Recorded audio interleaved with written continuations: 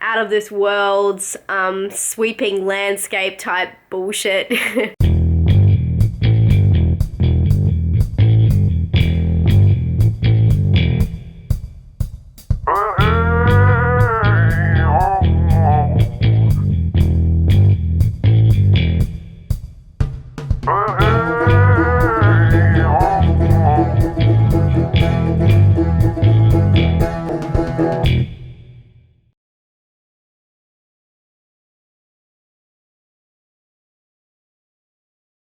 Excuse me if I look frazzled, guys. I've just been coughing my lungs up.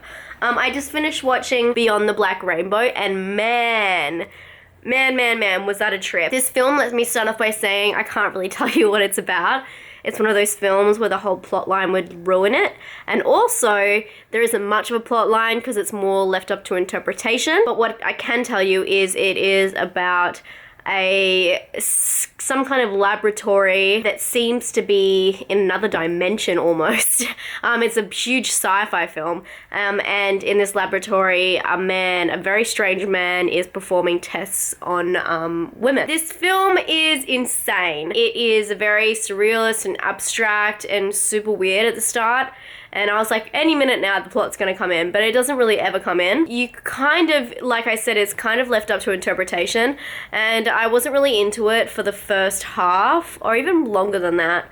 The first 2/3 of it were very long, drawn out. It was very pretty though. It's beautiful film. Think like Neon Demon type stuff. The unfortunate thing was it was just kind of long sweeping shots and not that there has to be dialogue, but no story. And it was just kind of after a while, I'm like, oh man, I can't rate this high. Even though it's beautiful and I can understand a little bit, it just seems a lot like a art project, or like, if you guys have seen Flowers, I did a review on that, and I know a lot of you guys like that, so if you like that, you probably like this movie.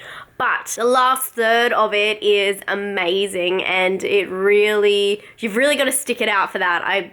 Trust me, you need to stick out for the last third because it really, not explains a lot, but it really moves a lot faster. I read some stuff online and lots of people did not like the last 5 minutes because it kind of twists again a little bit.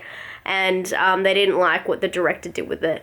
But I liked it. I thought it was really cool. It was really well done. The lighting was great. The cinematography was great. The soundscape was great. It had every aspect, but it just kept the viewer like thinking a little bit instead of like spelling everything out or making it very obvious. So I'm not going to tell you what my interpretation of the film was, but I'm going to tell you that I really enjoyed it. And anyone who likes those kind of slow self-interpretation type films, like Flowers, like I said before, definitely check this film out. And if you can wait through the long pacing and the very long scenes at the start, and you know, those 2/3 that nothing really happens. Well, things happen, but it's all very slow moving and not explained. If you can wait through them, you will be in for a treat. There's also a really creepy scene, and you'll know when you see it. But there is a lot of blood in this film, even though it seems like it's totally not gonna happen. It does happen, so it does come through. So it's got that going for it. I would have gave this film like a 5 or a 4 because of the first part, but I really like the end of it and that whole aspect where it went and where it shifted to. So I'm gonna give it a 7 for that. I thought it was a really good film, and I think everyone should watch this if you like out of this world's sweeping landscape type bullshit like I do. You'll definitely like this film.